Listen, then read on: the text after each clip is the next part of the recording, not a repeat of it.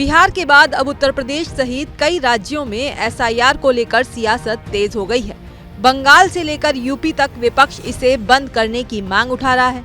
पश्चिम बंगाल की मुख्यमंत्री ममता बनर्जी पहले ही चुनाव आयोग को पत्र लिखकर एसआईआर रोकने की मांग कर चुकी हैं और अब समाजवादी पार्टी भी खुलकर मैदान में उतर आई है।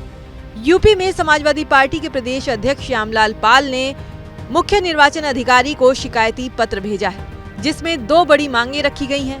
पहली मांग, एसआईआर प्रक्रिया की समय सीमा 3 महीने बढ़ाई जाए। दूसरी मांग, घोसी लोकसभा निर्वाचन क्षेत्र और मऊ जिले की अलग अलग विधानसभाओं में बीएलओ घर घर जाकर मतदाताओं को गणना प्रपत्र बांटे और एकत्रित करना सुनिश्चित कराया जाए। इसके साथ ही सपा ने लखनऊ पूर्वी विधानसभा से जुड़ी गंभीर समस्याओं की ओर भी ध्यान दिलाया है। पार्टी का दावा है कि पोलिंग स्टेशन संख्या 130 और 131 पर 2003 की मतदाता सूची अपलोड करने और लापता 1100 वोटर्स को तलाश कर पोलिंग स्टेशन पर उपलब्ध कराया जाए, ताकि पारदर्शी एसआईआर प्रक्रिया पूरी हो सके।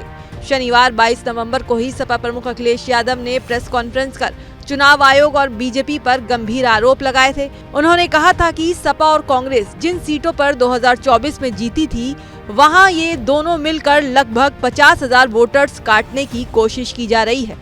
जो तैयारी है, सबसे महत्वपूर्ण बात यह है कि भारतीय जनता पार्टी, उनकी सरकार, उनके अधिकारी और चुनाव आयोग मिलकर के ये तैयारी कर रहे हैं कि 2024 में जिन विधानसभाओं में समाजवादी पार्टी जीती है, इंडिया गठबंधन जीता है, उन विधानसभाओं में 50,000 से ज्यादा वोट काट दिया जाए एसआईआर के बहाने। यही यूपी में हो रहा है, यही वेस्ट बंगाल में तैयारी चल रही है। कन्नौज सांसद ने चुनाव आयोग को कटघरे में लेते हुए ये भी कहा था कि उन्होंने एसआईआर को लेकर कोई खास तैयारी ही नहीं की है, ना बीएलओ को ट्रेनिंग दी है, ऊपर से उन पर दबाव भी बनाया जा रहा है। इलेक्शन कमीशन ने कोई खास तैयारी नहीं की और जहां बीएलओ को ट्रेनिंग मिलनी चाहिए थी, बीएलओ को ट्रेनिंग भी नहीं मिली और फिर बीएलओ पे दबाव बनाया जा रहा है। अब बीएलओ खुद परेशान है, बीएलओ बड़े पैमाने पे परेशान है कि करें क्या।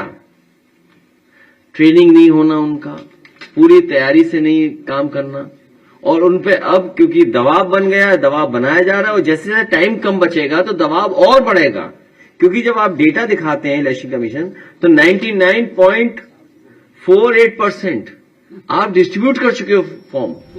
फिलहाल देखना यह है कि समाजवादी पार्टी की इस चिट्ठी के बाद चुनाव आयोग क्या कदम उठाता है। इस पर बीजेपी नेताओं का रिएक्शन देखना भी दिलचस्प होगा।